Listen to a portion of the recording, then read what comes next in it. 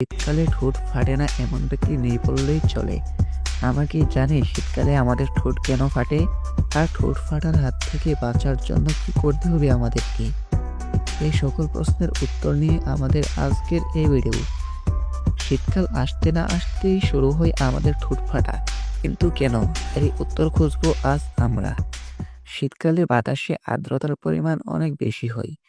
বাতাসে আর্দ্রতার পরিমাণ বেশি হওয়ার কারণে বাতাসে প্রচুর জলীয় বাষ্পের প্রয়োজন হয়, যা বাতাসে থাকে না। ফলে বাতাস যে কোনো স্থান থেকে তরল পদার্থ জলীয় বাষ্প আকারে গ্রহণ করে। আমরা জানি মানুষের শরীরে প্রচুর পরিমাণে তরল পদার্থ থাকে, আর মানুষের শরীর থেকে প্রচুর পরিমাণে তরল পদার্থ জলীয় বাষ্প আকারে বাতাসে চলে যায়।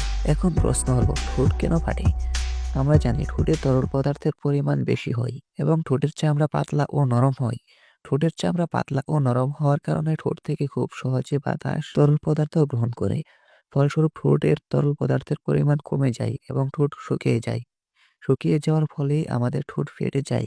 উদাহরণস্বরূপ যেমন গাছের একটি কাঁচা পাতা হাতের মুঠোয় নেবেন, দেখবেন পাতাটি কিছুই হয়নি। অন্যদিকে একটি শুকনো পাতা হাতের মুঠোয় নেবেন, দেখবেন পাতাটি ভেঙে লন্ডভন্ড হয়ে গেছে।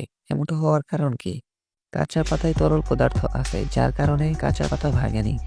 অন্যদিকে শুকনো পাতায় কোনো তরল পদার্থ নেই, এই কারণে শুকনো পাতাটি ভেঙে গেছে। আর আমাদের ঠোঁটের বেলাও এরকমটাই হয়। এমনকি শীতকালে কাপড় শুকাতে দিলেও খুব তাড়াতাড়ি কাপড় শুকিয়ে যায়।